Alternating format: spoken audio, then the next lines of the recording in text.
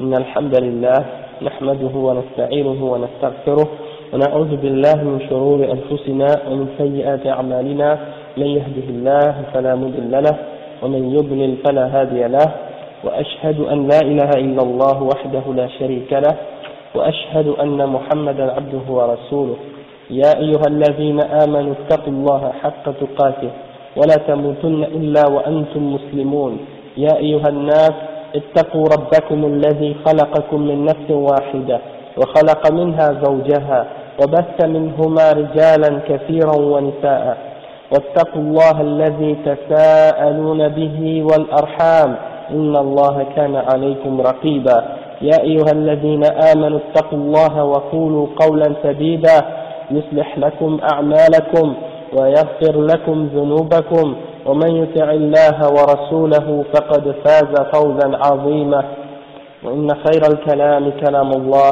وخير الهدي هدي محمد صلى الله عليه وسلم وإن شر الأمور محدثاتها وكل محدثة بدعة وكل بدعة ضلالة وكل ضلالة في النار أما بعد فالحمدلillah aujourd'hui on est arrivé au sixième point dans Usul al-Sunnah et le sixième point c'est وَتَرْكُ الْمِرَاءُ وَالْجِدَالُ وَالْخُصُومَاتُ فِي الدِّينِ.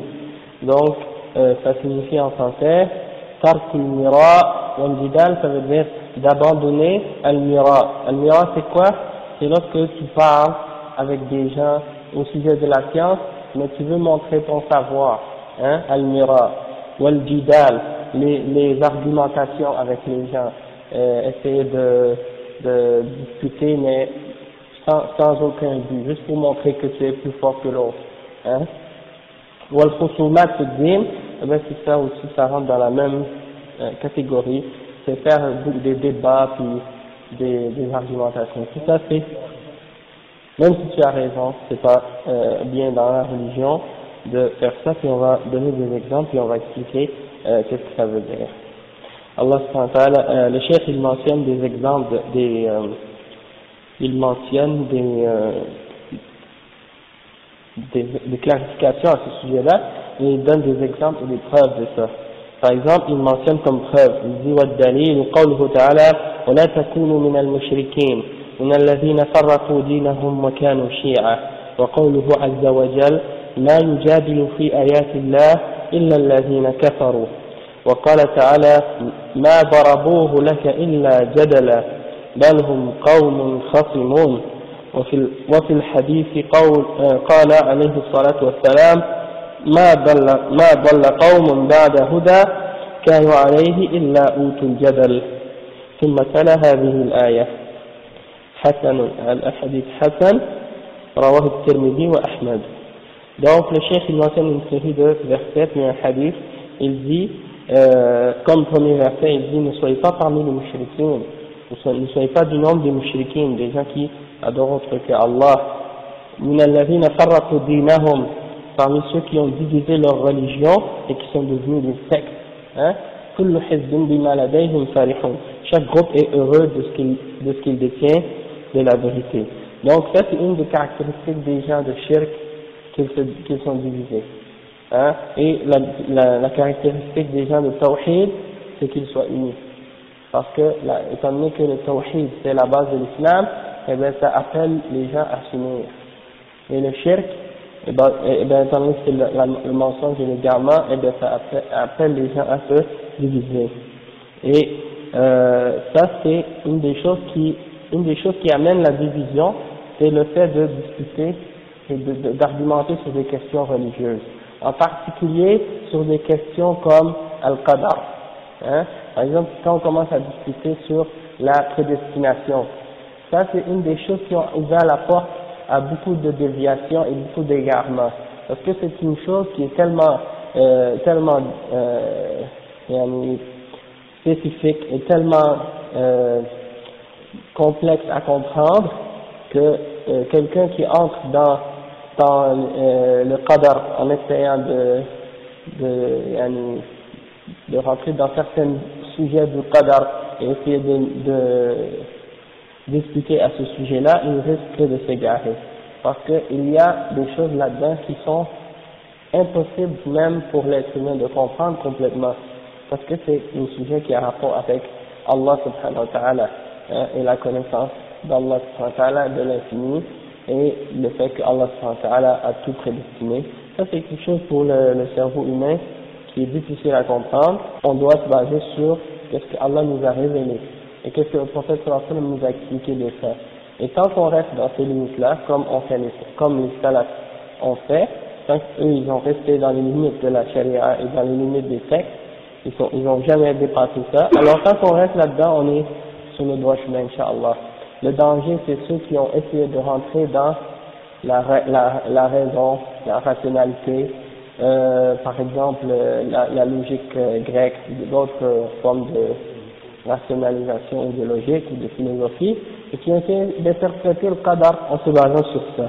Donc ça a amené beaucoup de gens à dévier et s'égarer de l'islam. C'est pour ça que Allah subhanahu wa ta'ala il dit dans différents versets, yani ma yujadilu fi ayatillah illa alladhina kafaru. C'est uniquement les gens qui ont mécru, qui disputent sur nos signes, sur nos versets. Hein? Donc ça c'est une des caractéristiques des gens qui disputent.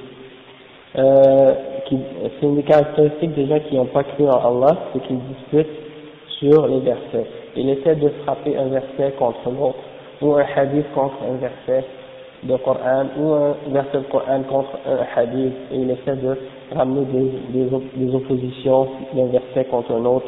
Et ça, c'est une des caractéristiques de ces gens-là. Allah subhanahu wa ta'ala, par contre, il dit dans d'autres versets, comme par exemple au sujet de Ahlul Kitab, il dit وَلَا تُجَادِلُوا أَهْلَ الْكِتَابِ إِلَّا بِالَّتِي هِيَ أَحْسَنُ إِلَّا الَّذِينَ ظَلَمُوا مِنْهُمْ. Par exemple, il dit et ne discutez pas ou n'argumentez pas avec les gens du livre, excepté de la meilleure façon. Et donc, ça nous montre en même temps qu'il y a des formes de jidal qui sont acceptées, qui sont permises, il y a d'autres formes de jidal qui sont rejetées, qui ne sont pas acceptables, qui sont contraires à l'islam. Et comment on distingue entre ces deux-là? C'est que le jidal, qui est juste dans le but que deux personnes qui essaient d'argumenter en se basant sur leur passion ou en essayant de suivre des shubuhat ou des choses comme ça, dans ce cas-là, pour essayer de prouver quelque chose qui est contraire au Coran et à la Sunna, ça c'est rejeté.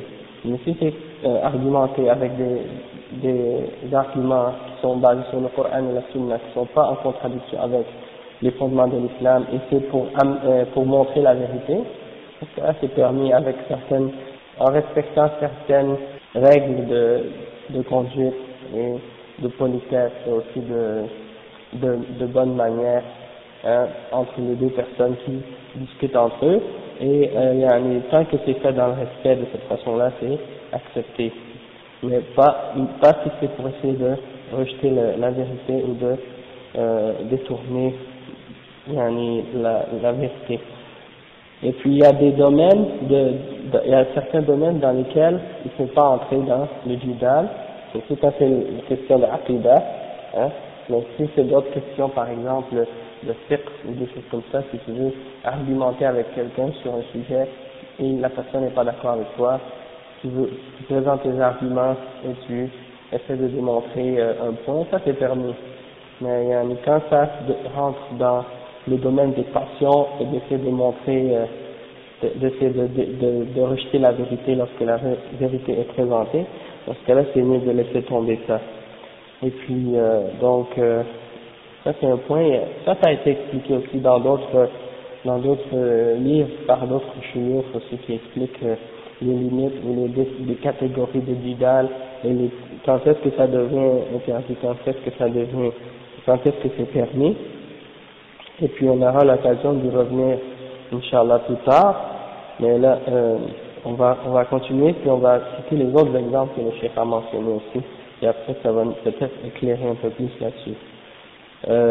L'autre hadith que le cheikh, l'autre verset qu'il a mentionné c'est ma darabuhu laka illa jadala, et ça c'est rapporté, c'est un verset dans Surat al-Zukhruf, et ça c'est un verset qui est révélé au sujet de Isa alayhi salam. Les mouchriquines ils ont essayé de donner un exemple, ils ont essayé de donner au prophète sallallahu alayhi wa sallam l'exemple d'Isa comme une shubha pour essayer de discuter ou argumenter sur un point, et Allah subhanahu wa ta'ala il leur a répondu en disant ما ضربوه لك إلا جدلا بل هم قوم خصمون. Ils l'ont seulement ramené comme exemple pour discuter, parce que ce sont un peuple qui aime la dispute. بل هم قوم خصمون. ولما ضرب ابن مريم مثلا إذا قوم منه يصدون وقالوا أآلهتنا خير أم هو ما ضربوه لك إلا جدلا بل هم قوم خصمون إن هو إلا عبد أنعمنا عليه وجعلناه مثلا لبني إسرائيل ولو نشاء لجعلنا منكم ملائكة في الأرض يخلفون وإنه لعلم للساعة فلا تمترن بها واتبعون هذا صراط مستقيم. Donc, وإنه لعلم للساعة, il est un signe de l'heure du jugement dernier.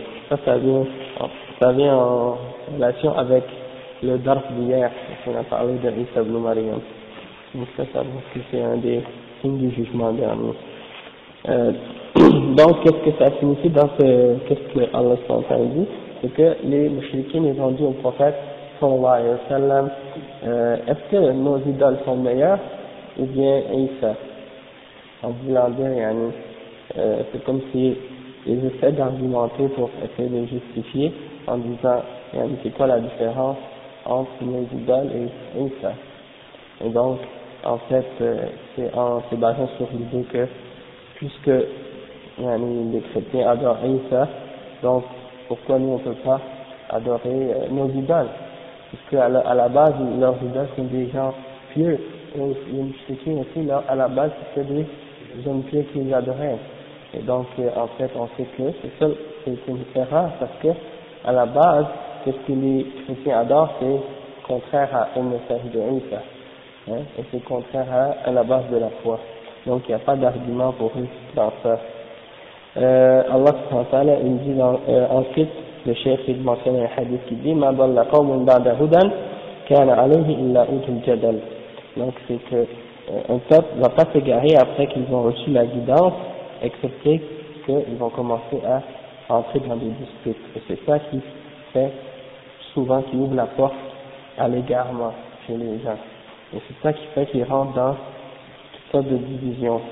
Et parce que les gens de Bid'a, les gens de Balal, lorsqu'ils commencent à vouloir dévier les gens et les égarer, eh bien ils vont commencer par essayer d'entrer dans des disputes et dans des argumentations avec les gens pour essayer de prouver leurs points. Et ça, c'est pas la caractéristique des gens de Ahl Sunnah. C'est pour ça que l'imam a mentionné ça parmi les points de sa croyance et de sa aqidah. Dans un autre hadith que le chef mentionne, il dit Abradu rajul ila Allah al-aladul khasm. La personne la plus détestable pour Allah subhanahu wa ta'ala, c'est la personne qui aime discuter tout le temps. Et un autre, le chef il mentionne une affaire de Cheikh Omar, de l'imam Omar ibn Abdul Aziz, qui dit Man ja'ala dinahu gharadan min khusumat akthar at-tanaqqul. Ça c'est rapporté par Ad-Darimi et Al-Ajuri, et c'est rapporté par une chaîne authentique. Donc, qu'est-ce que ça signifie? Il dit celui qui fait que sa religion soit à la merci ou qui soit ouvert à toutes sortes de disputes, alors cette personne-là, elle va commencer à changer de voie continuellement. Tanaqul, elle va changer d'une voie à l'autre à chaque fois. Elle va discuter avec une personne, elle va voir que son argument est plus fort, elle va changer. Elle va discuter par exemple avec des Khawarij, elle va dire ils ont des bons arguments, ils vont tomber avec eux dans leur bid'a. Après ils vont aller discuter avec les soufis, et là ils vont être séduits par les arguments des soufis, ils vont rentrer avec eux. Et là après peut-être ils vont rencontrer d'autres groupes de bid'a, et à chaque fois, ils vont commencer à changer d'un groupe à l'autre. Et ça, c'est dangereux. Et donc, si on s'accroche au Coran et à la Sunna en partant, et qu'on reste sur la voie de la compréhension du salaf, on risque pas de s'égarer parce qu'on sait déjà que qu'est-ce qu'on tient, c'est la vérité. Hein. Il mentionne un autre exemple aussi, le chef, une parole de Al-Hassan. Il dit, قال الحسن, c'est sûrement Al-Hassan al-Basri, qui dit, قال الحسن البصري لرجل أراد أن يجادله أما أنا فقد أبصرت ديني فإن كنت أبلغت دينك فالتمسه. C'est-à-dire, il y a un homme qui est venu le voir pour essayer de débattre avec lui, argumenter avec lui. Alors, Al-Hassan al-Basri lui a dit, écoute, si toi tu cherches ta religion, il dit, moi en ce qui me concerne, j'ai déjà trouvé ma religion, je l'ai compris. Mais si toi tu as perdu ta religion, alors vas-y et essaie de la retrouver. Parce que, moi j'ai pas à rentrer dans des discussions avec toi. Hein. Et moi, ma religion, elle est claire pour moi, donc j'ai pas à rentrer dans ces disputes-là. D'accord? Et là, on parle surtout des disputes en ce qui concerne les fondements de l'aqidah, le tawhid, et les noms et les attributs d'Allah, et Al-Qadar, et ces grandes questions-là. Hein? C'est des questions qui font que si quelqu'un s'égare là-dedans, il risque d'exclure l'islam. C'est ça que c'est très sérieux et très grave. نعم. عن أحمد ابن أبي الحواري قال l'autre citation de Al-Hassan c'est rapporté dans Al-Sharia de Al-Ajurri. Donc là il y a une autre citation عن أحمد ابن أبي الحواري قال لي عبد الله ابن البصري قال وكان من الخاشعين ليس السنة عندنا أن ترد على أهل الأهواء ولكن السنة عندنا أن لا تكلم أحدا منهم. Il dit, Ahmed ibn Abi al-Hawari, il dit que Abdullah ibn al-Basri lui a dit, et il dit c'était un parmi les gens qui étaient humbles, il dit la sunna pour nous, ce n'est pas de réfuter ou de répondre aux gens de bid'a. Par contre, la sunna pour nous, c'est plutôt de ne parler à aucun d'entre eux. Il ne veut pas leur parler du tout, de les couper, il ne veut pas entrer dans des discussions avec eux du tout. Et ça, des fois, c'est plus dur, même pour eux, c'est-à-dire ça leur fait plus mal aux gens de bid'a que de voir qu'on les récite. Parce que parfois le fait de s'asseoir et d'essayer de les réciter et d'essayer d'argumenter avec eux, ça leur donne l'impression qu'ils ont une importance. Et ça leur donne l'impression qu'ils sont sur quelque chose de solide. Hein? Donc ils vont commencer à essayer de répondre avec toi, puis d'argumenter avec toi. Donc après que tu as commencé à discuter avec une personne pour essayer de lui montrer la vérité, et que la personne essaie elle aussi d'argumenter pour prouver quelque chose qui est contraire à la Sunna et au Coran, après que tu lui as clarifié toute l'affaire, et tu le revois une deuxième fois, et encore la même chose, et tu le rencontres une troisième fois, encore la même chose, tu réalises que cette personne-là, elle est sur une voie, et elle refuse de changer ou d'accepter quoi que ce soit de la vérité. Alors dans un cas pareil, c'est une perte de temps que de continuellement à essayer de débattre avec cette personne.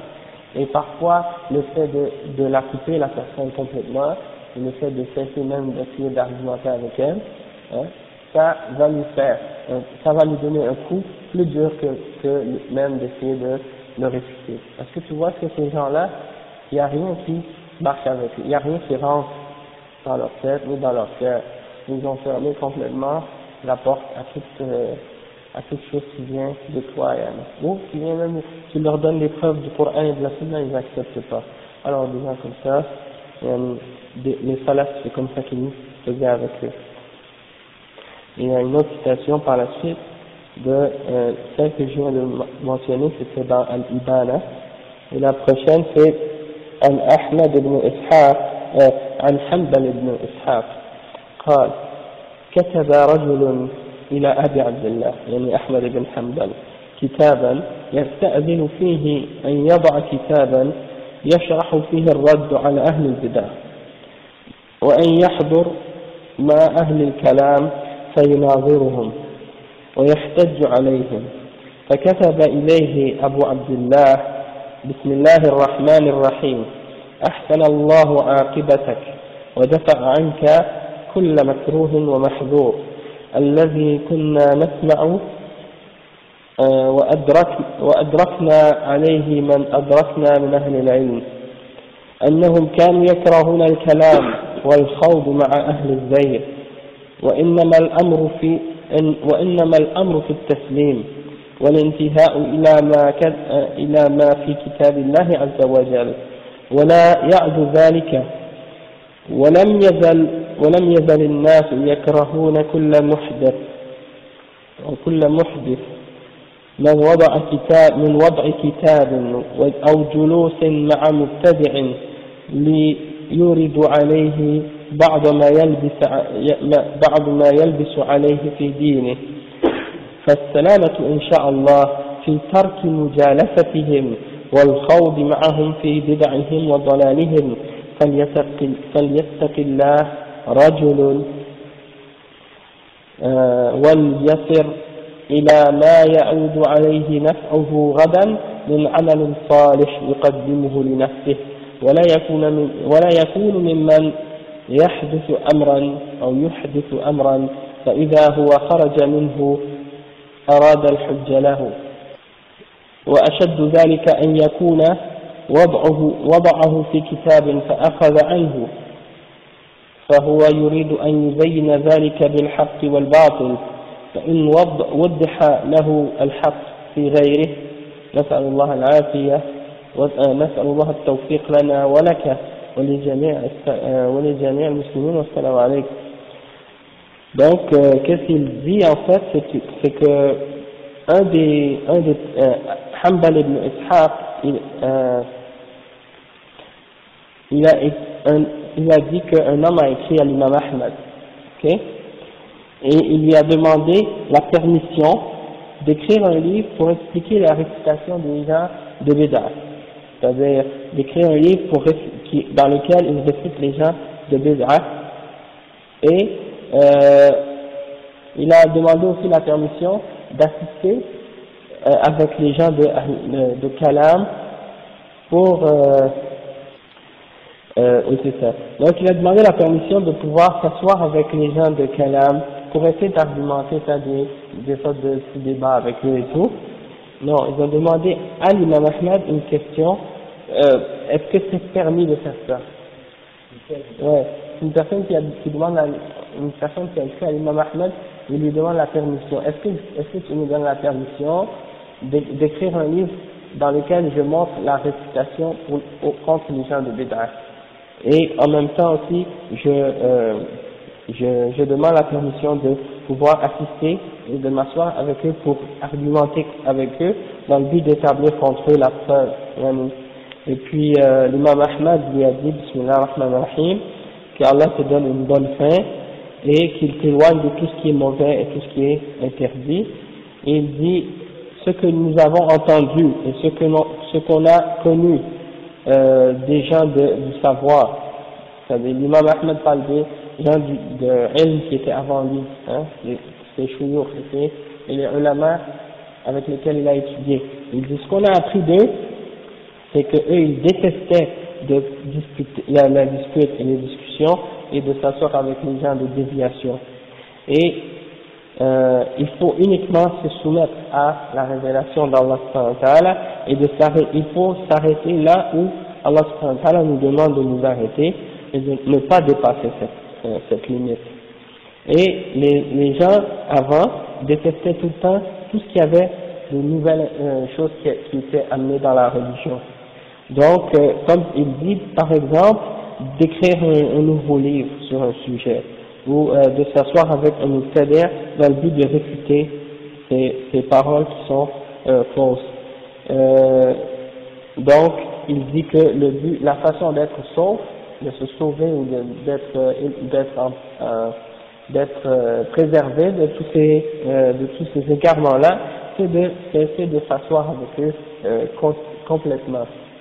Et tarku mujalasatihim, et yani, de laisser tomber aussi d'essayer de rentrer dans des sujets trop profondément, puis d'argumenter, de patauger avec eux dans leur bid'a et dans leur égarement. Donc, qu'une personne craigne Allah subhanahu wa ta'ala et qu'elle suive ce qui est bon pour lui et qu'est-ce qui va le profiter demain, comme les bonnes œuvres qu'on fait, qu'on fait pour nous-mêmes, qui vont nous être profitables au jugement dernier.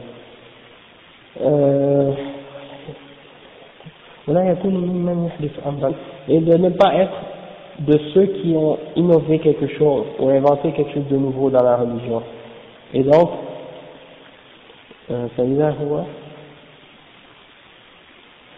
donc, toi tu veux venir dans le but d'établir une preuve, dans le but d'établir la preuve contre les gens de bid'a, et en même temps toi-même tu amènes une bid'a. Donc tu commences à faire ça avec une bonne intention dans le but de réfuter les gens de bid'a, puis à la fin tu risques de toi-même tomber dans une bid'a et de faire sortir quelque chose de bien et de mal, et tu embellis par ça ta bid'a que tu as innové, etc.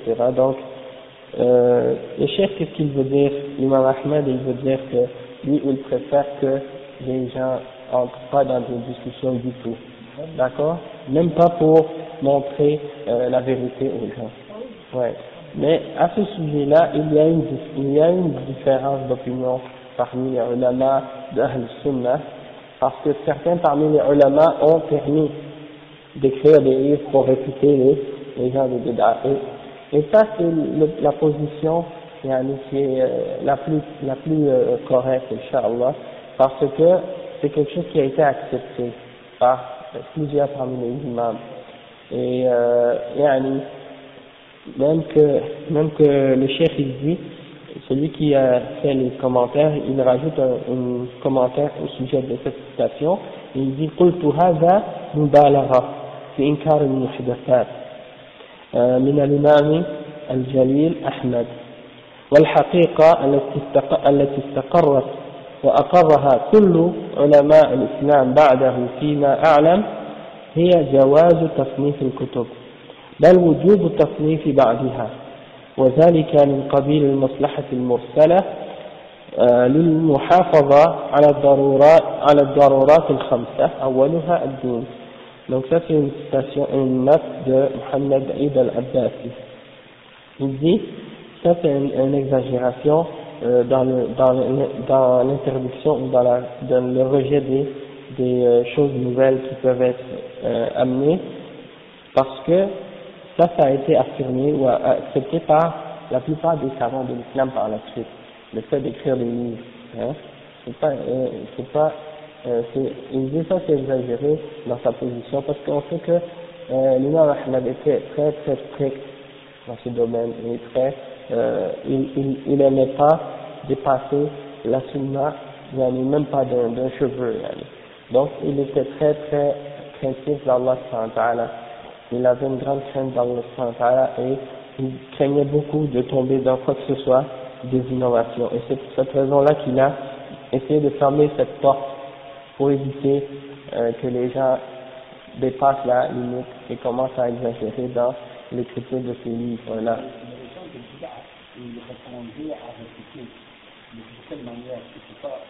Non, c'est ça. C'est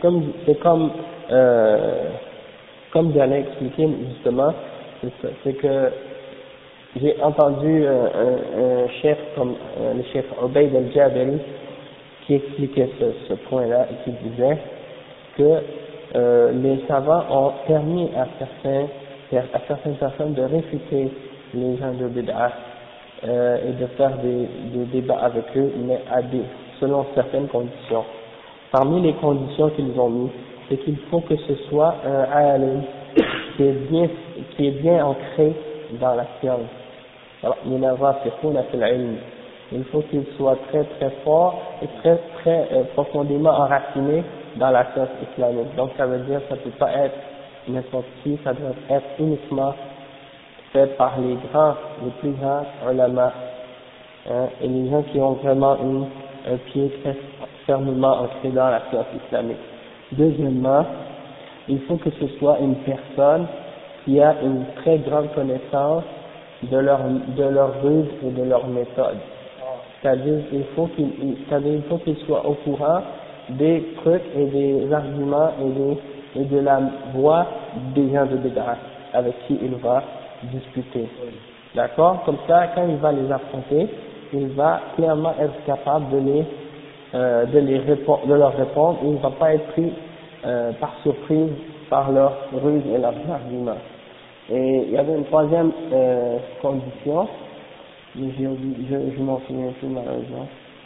En tout cas, une chose est claire, une chose est certaine, c'est que l'imam l'imam Ibn Taymiyyah, rahimahullah, lui-même a étudié les livres de philosophie et les livres des gens de Bid'ah, il les a lus et il les a étudiés en profondeur jusqu'à ce qu'il les maîtrise. Jusqu'à ce qu'il devienne un maître dans ces sciences. Mais l'imam Ibn Taymiyyah, rahimahullah, ne les a pas étudiés dans le but de croire en ce qu'ils ont enseigné, ou dans le but de prendre des choses de ces livres-là, ou de ces choses d'égarements-là, mais il les a étudiés uniquement dans le but de les réfuter et de montrer leurs fautes et leurs égarements. Donc,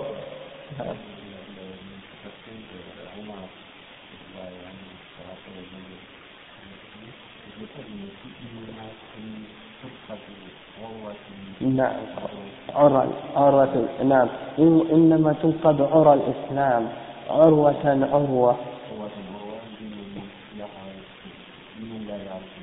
نعم إذا نشأ في الإسلام من لم يعرف الجاهلية.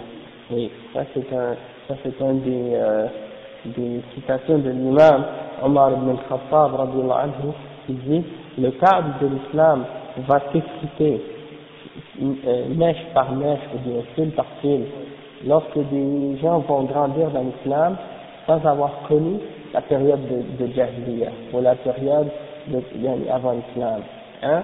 Donc les gens qui sont nés dans la période de la mécréance, dans la période avant l'islam, quand les gens étaient dans le shirk et dans le kufr et dans l'égarement, ceux-là, quand l'islam est arrivé, ils sont entrés dans l'islam, donc ils sont entrés dans l'islam avec une force plus grande. Pourquoi? Parce qu'ils ont vu la grande écart entre la noirceur et la lumière, l'idolâtrie et le monothéisme, le tawhid et le shirk. Tandis que ceux qui sont nés par la suite dans l'islam, les enfants des Sahaba, hein, eh bien eux, ils sont nés déjà dans la lumière. Donc, des fois, pour certains d'entre eux, c'est pas facile de comprendre la grande jahl qui existait avant et la grande forme d'égarement qui existait avant. Et donc ça c'est un exemple ici, même à ce sujet-là, parce que les gens qui sont actuellement, qui sont nés dans des pays comme par exemple des pays où l'islam c'est la religion de toute la population, la grande majorité, c'est des pays musulmans, la population est musulmane déjà. Donc, quand les gens rentrent dans l'étude de la philosophie, quand les gens rentrent dans l'étude des autres formes de ilm al-kalam ou d'autres choses comme ça, ils ne savent pas que c'est contraire à l'islam, certains d'entre eux. Ils pensent que c'est quelque chose de bien et quelque chose d'accepté. Et là, ils s'égarent parce que ils n'ont pas connu la période où les gens étaient. Mais dans ce cas-là, c'est... Ouais. Surtout quand on n'a pas appris la base de l'islam. Non. C'est quand on a ramené à l'école à l'âge de 6 ans. À partir d'un certain moment, sauf que je trouve la philosophie, la science comme ça,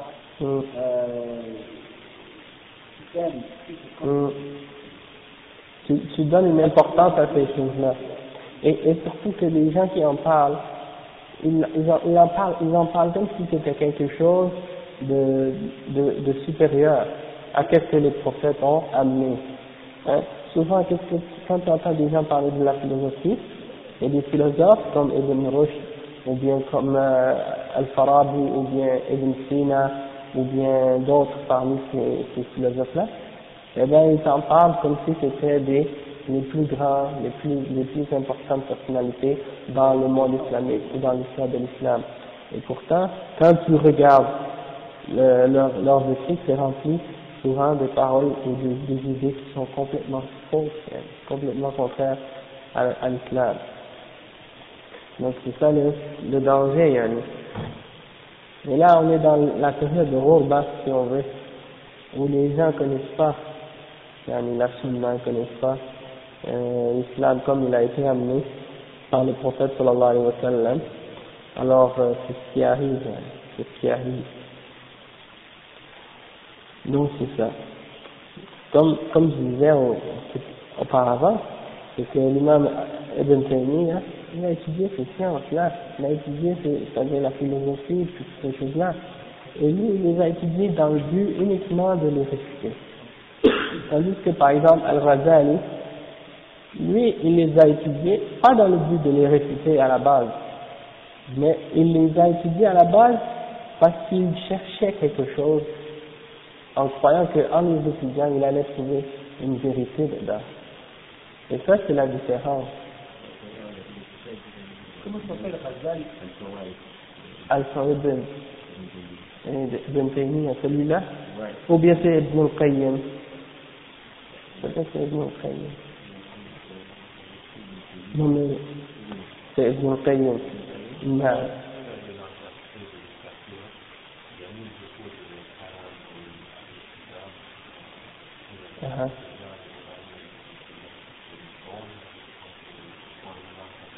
Bah, le prophète sallallahu alayhi wa sallam, il a dit au sujet des paroles des gens du livre, c'est ce qu'on appelle l'Israéliyat. Il a dit, les gens du livre, si vous rapportez des choses à leur sujet, vous ne les démentissez pas et ne les affirmez pas. Parce que si vous les affirmez, peut-être que vous affirmez quelque chose de faux, et si vous les niez, peut-être vous niez quelque chose de vrai. Ça, c'est dans une des paroles du prophète sallallahu alayhi wa sallam. Et dans une autre citation, il a accepté, il a approuvé que les Sahaba mentionnent les histoires des gens du livre, tant que c'est pas quelque chose qui est contraire au Coran et à la Sunna. Donc c'est pas interdit de mentionner des paroles et des riwayat des gens du livre.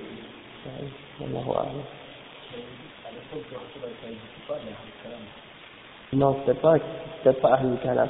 Ahlul Kalam, c'est pas les Israéliyat. Ahlul Kalam, c'est les gens qui ont étudié la philosophie. C'est ça les Ahlul Kalam.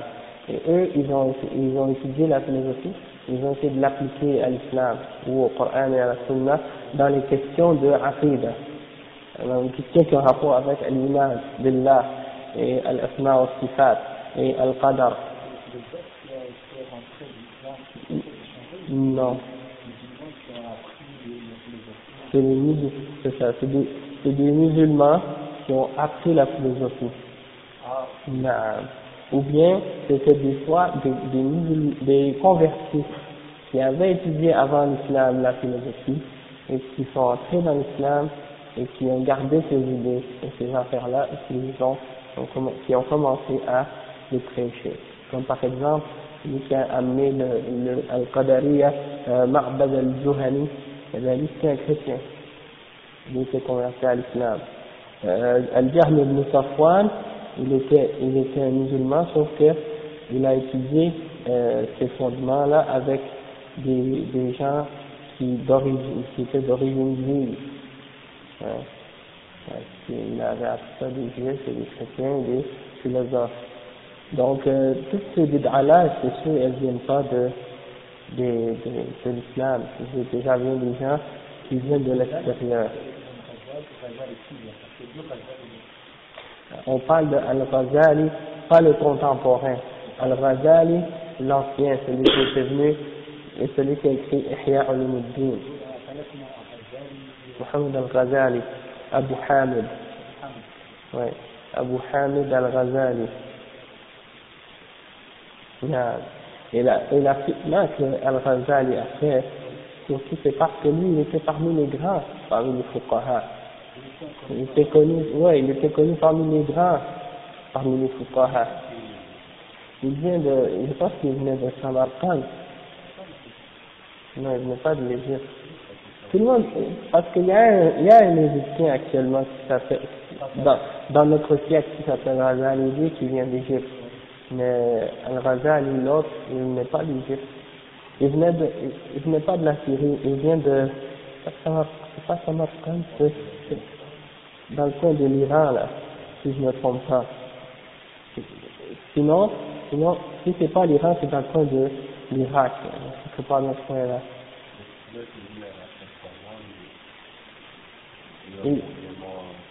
Ouais, c'est ça que j'ai entendu aussi. En fait, ça a été rapporté au sujet de beaucoup parmi les gens de Ilm al-Kalam, hein, qui ont étudié toute leur vie Ilm al-Kalam, et à la fin de leur vie, ils ont eu des remords, et ils ont dit, subhanallah, toute ma vie, le temps que j'ai perdu à étudier ces affaires-là, hein, et subhanallah. Ar-Razi, par exemple. Ar-Razi, il a écrit là-dessus, dans ses livres, il a eu des remords à la fin de sa vie. Abu Hamid al-Ghazali, al-Imam al-Juwayni, qu'on appelle Imam al-Haramain, hein, et son père lui a écrit un livre même, dans lequel il a dit clairement qu'il a fait tawbah, et qu'il est revenu à la voie de Ahl Sunnah wal Jama'a, et qu'il a quitté la voie du Jidal et tout ça. Ouais.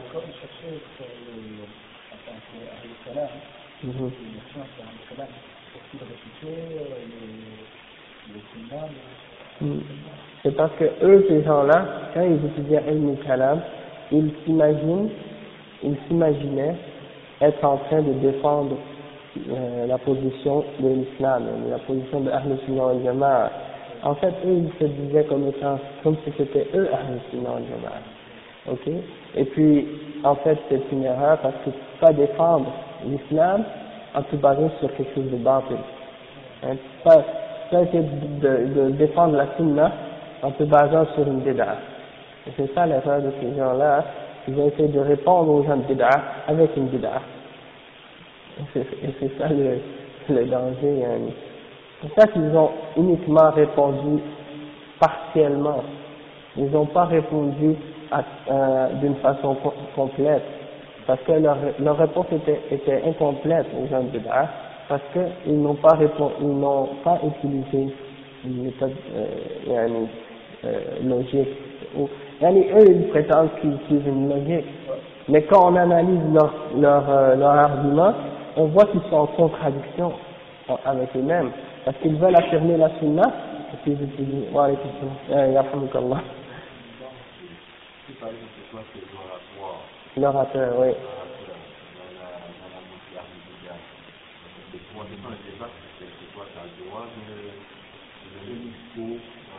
Dans leur mosquée, ça c'est une autre question. Ça c'est une autre question, parce que là si tu parles dans leur mosquée, là c'est d'autres choses qu'il faut prendre en considération, tu vois, parce que si c'est comme un cheikh m'a dit, si tu vas dans la mosquée des gens de Bid'a pour parler, c'est certain, soit qu'il y a deux possibilités, soit ils ne savent pas ta position, ou bien soit qu'ils sont ou bien que tu es avec eux, ou bien que je ne sais pas c'est quoi l'autre possibilité. La possibilité c'est que soit qu'ils ne savent pas qu'est-ce que tu es, ou qu'est-ce que tu fais, ou bien soit que toi tu essaies de faire semblant peut-être un rapprochement ou je sais pas quoi. Mais là, la minute qu'ils vont savoir ta position réelle, ils vont t'interdire. Et ça c'est la vérité, subhanallah. Ça c'est la vérité. Parce que je dis ici, ouais. Parce que quand j'ai dit clairement ma position devant les gens de la mosquée Sunna, eh bien, ils m'ont interdit tout de suite de faire un cours là-bas. Donc après, le soir même, j'ai contacté le chef, et je lui ai dit,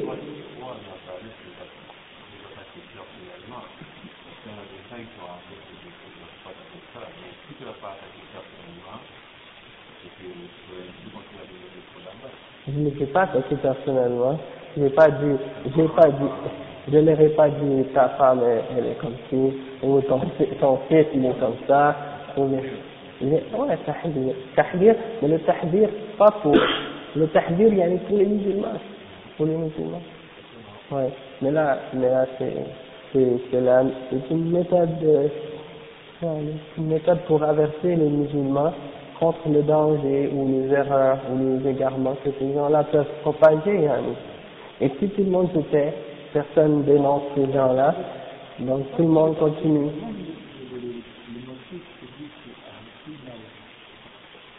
C'est parce que eux ils essaient d'utiliser ça pour dire qu'ils se défendent. Est-ce que tu penses que le gars qui s'en va avec une chaîne de bombes attachée à sa taille ou dans son manteau et qui s'en va se faire exploser devant le magasin dans le centre-ville ou devant une station d'autobus, est-ce que tu penses que celui-là il fait ça pour se défendre?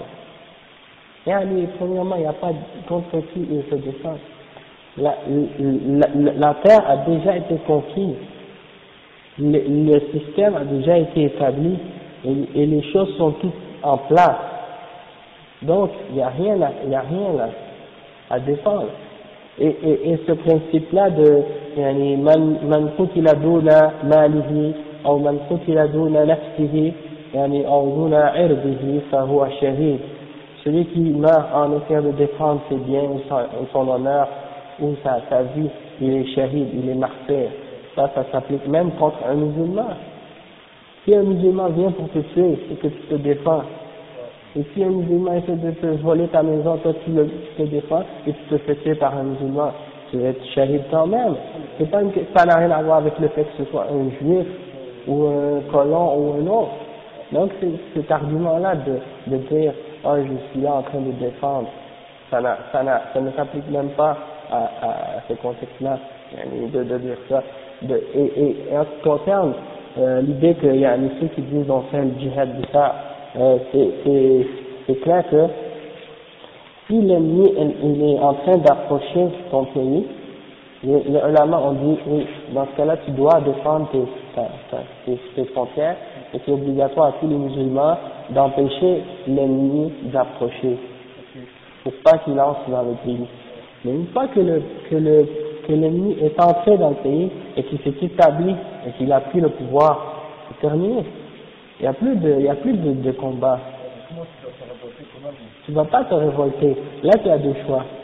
Soit que tu fais le hijra, tu t'en vas vivre dans un autre endroit où les kuffars n'ont pas le pouvoir, ou bien soit que les musulmans, seulement quand les kuffars arrivent, ils font une entente avec les vainqueurs, les vaincus, ceux qui ont été écrasés ou qui ont été battus par les kuffars, et ils acceptent de vivre selon leurs conditions là-bas, et s'ils leur permettent d'appliquer leur religion, c'est bien, mais sinon, jusqu'à ce qu'un autre pays musulman avoisinant, qui a une force militaire suffisante, qui est capable de venir puis de faire sortir les ennemis. Mais les gens qui sont dans le pays eux-mêmes, là, qui sont sous le pouvoir des occupants, ils n'ont plus de combat à faire.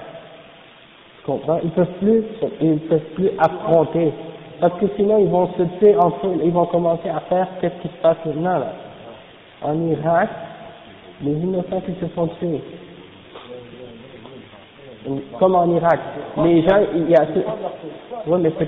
mais il est trop tard là de se défendre, la guerre est perdue là. Les ennemis ont déjà pris le territoire. Donc là contre qui tu te combats? Contre qui tu combats? Non, il est trop tard. Tu peux pas, peux pas, oui c'est ça, il se bat sur le Vietnam là. Tu peux pas prendre ton couteau de cuisine et puis ton balai, puis là tu vas sortir avec ça pour essayer de tuer les Américains. Bon là tu vas essayer de te procurer des armes, et là tu vas commencer à tirer. Et toi tu dis bon moi je vais faire un groupe, on va combattre quelques soldats, on va en tuer 2 ou 3 par jour. Et là il y a un autre groupe de l'autre côté qui vont faire un groupe, ils disent bon ben vous là, vous êtes avec les autres Irakiens là qui essaient de bâtir le pays là maintenant là avec les occupants, sont des hypocrites, sont des koufars, donc il faut tuer ceux-là en premier, comme ils font en Irak. Alors là ils commencent à tuer les Irakiens avant de tuer les Américains. Et là ils commencent à se combattre entre eux, ça devient une guerre civile. Regarde, oui, c'est ça. Oui, c'est ça. Selon qu'est-ce que les ulama ont expliqué. Et c'est ça ce qu'ils ont dit. Lorsque, Cheikh Al-Fawzan, il a parlé de ça, et Cheikh, un autre, Al-Ubaykan, et d'autres parmi les chouyours, qui ont parlé de la situation qui se passe en Irak, et qui se passe en Palestine. Cheikh Al-Albani, il avait clairement dit que les Palestiniens doivent quitter la Palestine. C'est faire hijra. Allez où ils peuvent. Regarde par exemple quand les koufars ont pris, quand les koufars étaient à la Mecque et que les musulmans ne pouvaient plus rester.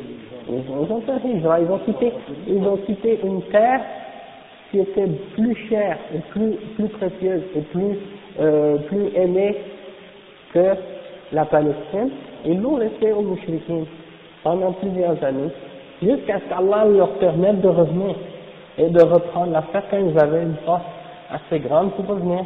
Alors c'est la même chose, et c'est ça la fatwa que Cheikh Bin Baz a fait au sujet de la Palestine, la même chose. Il a dit, si maintenant il y a un traité de paix avec les koufars en Palestine, les musulmans doivent faire la paix avec eux, comme ils ne sont pas capables de les combattre, parce qu'ils n'ont pas la force militaire nécessaire, jusqu'à ce qu'Allah leur donne la force. Et Allah subhanahu wa ta'ala dit dans le Coran, وَأَعِدُّ لَهُمْ مَا اسْتَطَعْتُم مِّن قُوَّةٍ وَمِن رِبَاطِ الْخَيْلِ تُرْهِبُونَ بِهِ عَدُوَّ اللَّهِ. Donc, et préparez contre eux tout ce que vous pouvez de force. Donc ça veut dire,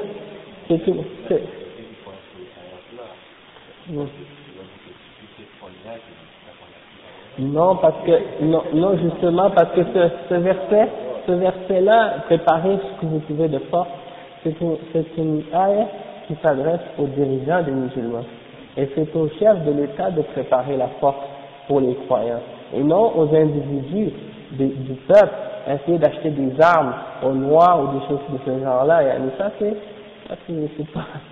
ceux qui veulent faire des coups d'État ou des complots, des révoltes ou des renversements, des révolutions qui utilisent ces moyens-là. Ils essaient d'acheter des armes de pouvoir pour renverser leur gouvernement et puis après pour prendre le pouvoir et établir le système.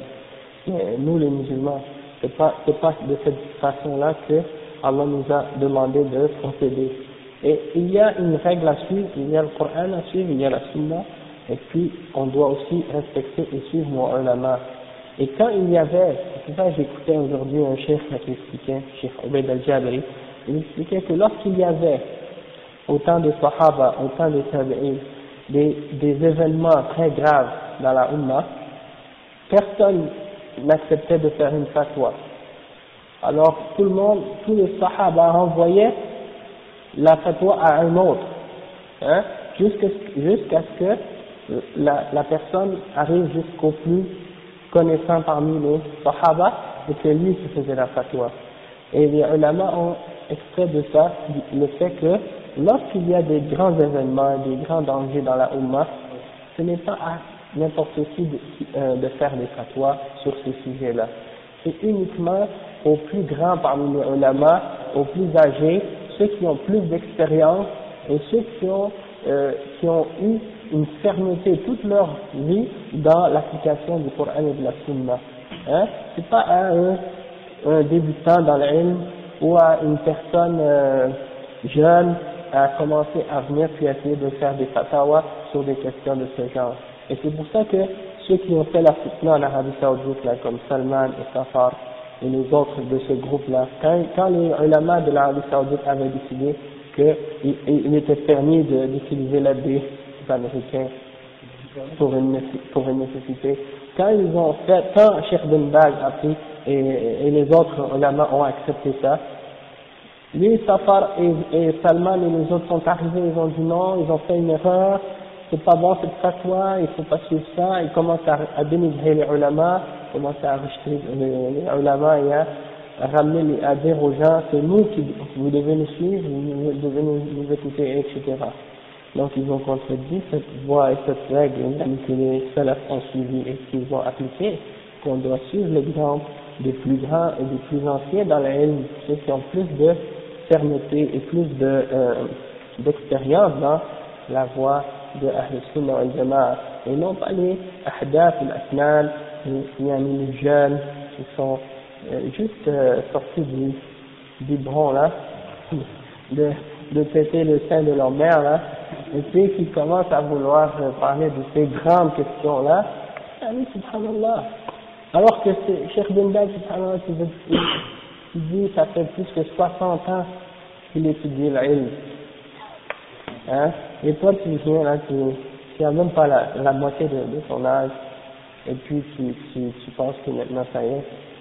Alors, subhanallah, il faut voir là les choses. Et c'est pour ça, c'est question de djihad, et c'est question de politique, et ces questions-là, ça on doit les laisser uniquement à nos grands ulama. C'est ça que ces gens de bid'a refusent d'accepter. Parce que l'idée actuelle là, chez les kuffars, que la démocratie et la politique concernent chacun des citoyens.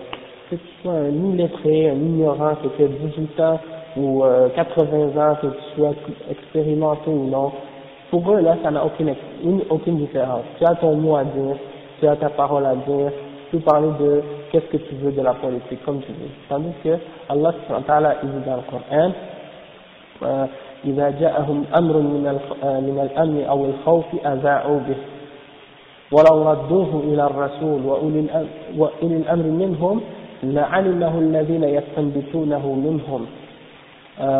Le verset c'est dans Sourate An-Nisa, si je ne me trompe pas, ça dit si une nouvelle leur arrive en ce qui concerne les choses de sécurité ou de peur, ils le répandent cette nouvelle à tout le monde. Mais pourtant, s'ils l'avaient ramené au prophète sallallahu alayhi wa sallam ou s'ils l'avaient ramené à ceux qui détiennent l'ordre et qui détiennent le commandement, et al-rasikhuna fil ilm, que c'est eux, Ulil Amr, c'est les ulama et les umara. Hein? Donc s'il l'avait rapporté à Ulil Amr, لَعَلِمَهُ الَّذِينَ يَسْتَنبِطُونَهُ مِنْهُمْ. Ceux parmi d'entre eux qui sont capables d'excaler ahkam, les règles et tout, qui sont capables de comprendre les événements et tout, eux ils auraient su quoi faire avec cette nouvelle et cette information-là. Et ça vient nous montrer aussi que même le rôle des médias actuellement, comment ils prennent les informations à gauche et à droite et ils les diffusent à la télévision sans même parfois vérifier l'authenticité de ces informations-là, et puis sans même savoir quel effet ça va avoir dans la population. Hein, et le fait de mentionner à la population tous les fautes et les erreurs des dirigeants et tout, ça crée dans la population un sentiment de manque de confiance, de haine, de rejet par la suite de tout ce qui va venir des savants ou des dirigeants.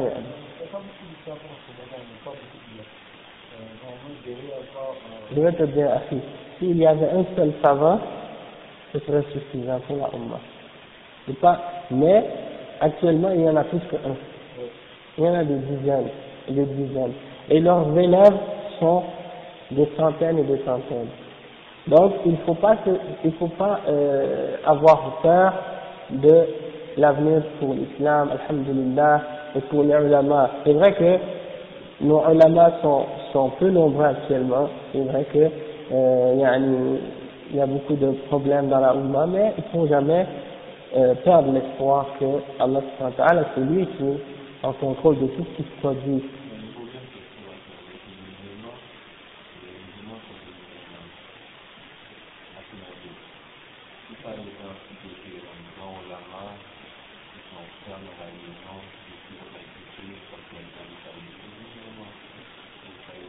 Ouais. Et ça, cette,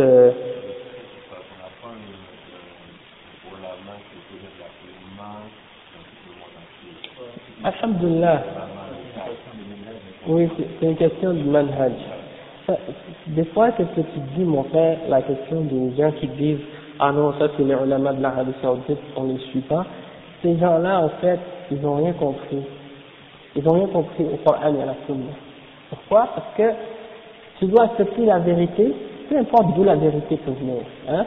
Par exemple, subhanallah, si tu vas voir un alim qui vient, peu importe d'où il vient, s'il t'amène les preuves du Coran et de la Sunna, et que tu sais que son manhaj, c'est le kitab ou le Sunna, il l'accepte. Le problème, c'est exactement comme le frère Mokhtar a mentionné, c'est que souvent, ces gens-là, ils utilisent ça comme un prétexte pour se détourner du manhaj des salafs. Parce qu'ils savent que les gens les ulama de l'Arabie Saoudite sont sur le manhaj des salafs et qu'ils suivent cette règle et cette voie claire, et eux, ils veulent suivre leur passion, alors ils vont tout de suite aller vers les gens qui vont leur ouvrir la porte vers l'égarement et aller. Et c'est ça que même des Saoudiens parfois disaient, ils disaient, quand on demande à des chouyours ou à des chouyours d'autres pays en dehors de l'Arabie Saoudite, on trouve d'autres réponses des fois pour essayer de nous permettre de faire ce qui nous plaît. Hein?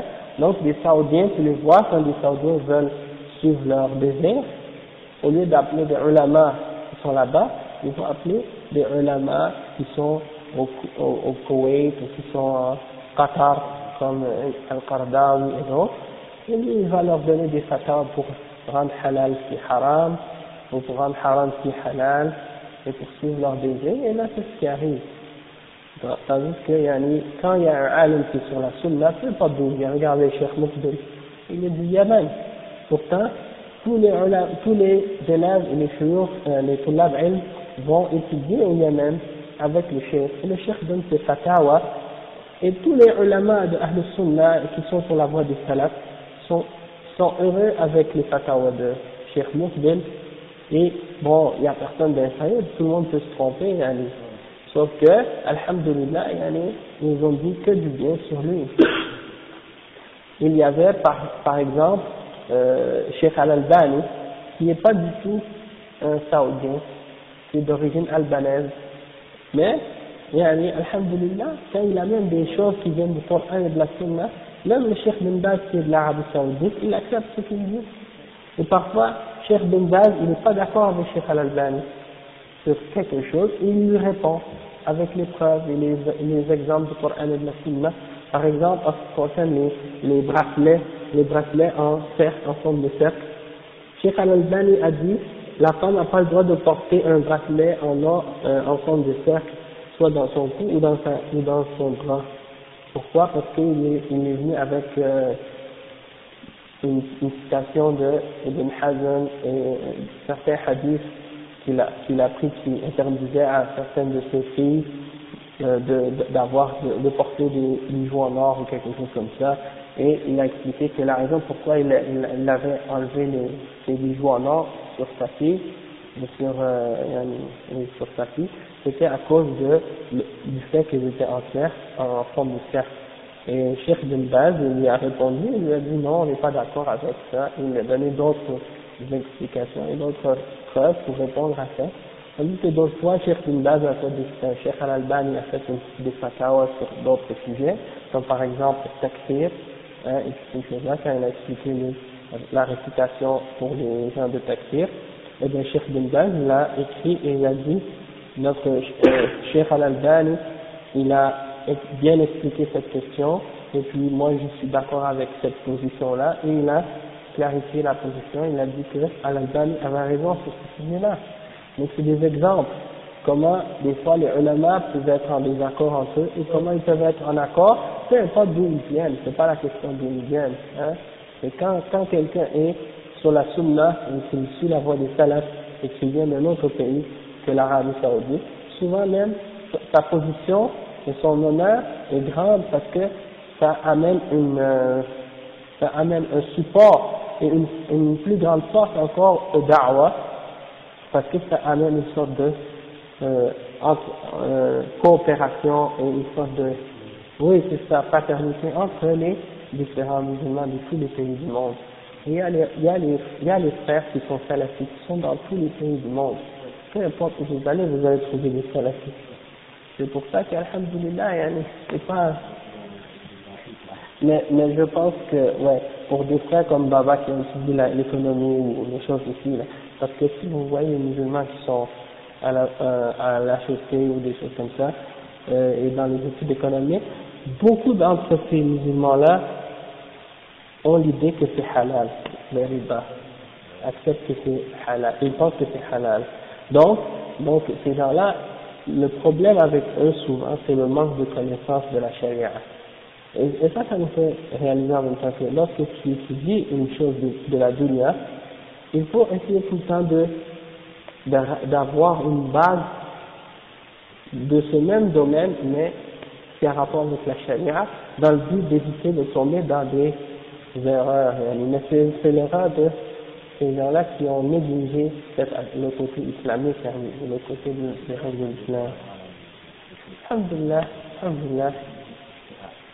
De toute façon, qu'est-ce qui est important, c'est que par la suite, qu'est-ce que tu vas faire avec cette connaissance-là, que ce soit pas haram, c'est tout. Le reste, de l'utiliser dans le ma'rouf. C'est comme les ulama ont expliqué, par exemple, d'étudier les lois du kuffar, ou d'étudier les différentes sortes d'alcool, ou d'étudier les différentes sortes de, je sais pas moi, des choses haram de ce genre. Est-ce que c'est permis? Eh bien, les ulama ont classé ça en 3 catégories.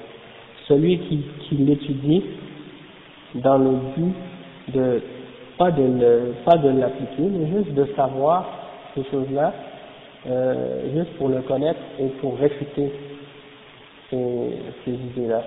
Ces gens-là qui l'étudient dans cette intention-là, eh ben, ça peut même être obligatoire pour certains d'entre les musulmans parce que c'est nécessaire de connaître ça pour répondre à ces égarements-là.